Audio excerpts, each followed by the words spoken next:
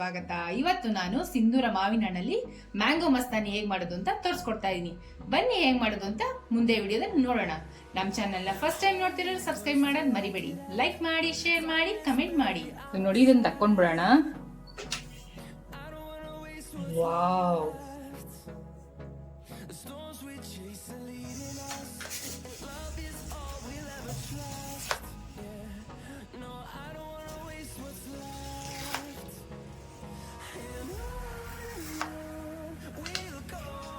ನೋಡ್ತಾ ಇದ್ರೆ ಎಷ್ಟು ಚೆನ್ನಾಗಿದೆ ಅಂತ. ಮಕ್ಳಿಗೆ ಮಾಡ್ಕೊಡಿ, ತುಂಬಾ ಇಷ್ಟಪಡ್ಕೊಂಡು ತಿಂತಾರೆ.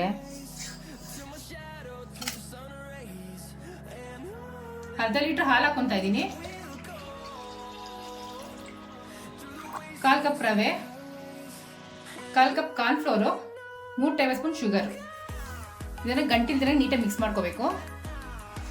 ನೋಡಿ, ಒಂಚೂರು ಗಂಟಿಲ್ದಿರಂಗೆ ಈ ಥರ ನೀಟಾಗಿ ಮಿಕ್ಸ್ ಮಾಡ್ಕೋಬೇಕು. ಇವಾಗ ಸ್ಟವ್ ಆನ್ ಮಾಡ್ಕೊಳ್ಳೋಣ. ನೋಡಿ, ಈ ತರ ಮಿಕ್ಸ್ ಮಾಡ್ಕೊತಾ ಇರಬೇಕು ಲೋ ಫ್ಲೇಮಲ್ಲೇ, ಇಲ್ಲಾಂದ್ರೆ ತಳ ಹಿಡ್ಬಿಡುತ್ತೆ. ಇದು ಗಟ್ಟಿ ಆಗ್ಬೇಕು, ಅಲ್ಲಿ ತನಕ ಈ ತರ ಮಿಕ್ಸ್ ಮಾಡ್ಬೇಕು. ನೋಡಿ, ಇವಾಗ ಗಟ್ಟಿ ಆಗ್ತಾ ಇದೆ. ಇನ್ನೊಂದ್ ಸ್ವಲ್ಪ ಆಗ್ಬೇಕು, ಇನ್ನೊಂದ್ 1 ನಿಮಿಷ ಆಗುತ್ತೆ.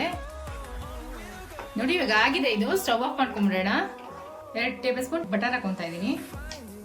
ಇದನ್ನ ಮಿಕ್ಸ್ ಮಾಡ್ಕೋಬೇಕು, ನೀಟಾಗಿ ಬ್ಲೆಂಡ್ ಆಗ್ಬೇಕು ಅದ್ರ ಜೊತೆ.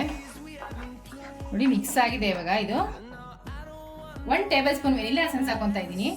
ಇದನ್ನ ಒಂದ್ಸಲಿ ಮಿಕ್ಸ್ ಮಾಡ್ಕೊಂಡ್ಬಿಡೋಣ. 3 ಟೇಬಲ್ ಸ್ಪೂನ್ ತಿಕ್ ಕ್ರೀಮ್ ಹಾಕೊಂತ ಇದೀನಿ.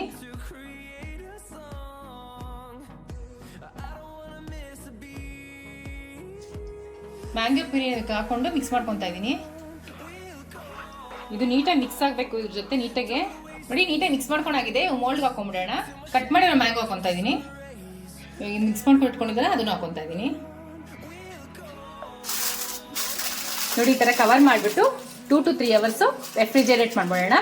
ನಾನು ಓವರ್ ನೈಟ್ ರೆಫ್ರಿಜರೇಟ್ ಮಾಡಿದ್ದೀನಿ. ಇವಾಗ ಹೇಗಾಗಿದೆ ಅಂತ ನೋಡೋಣ ಒಂದ್ಸರಿ ತೆಗ್ದ್ಬಿಟ್ಟು.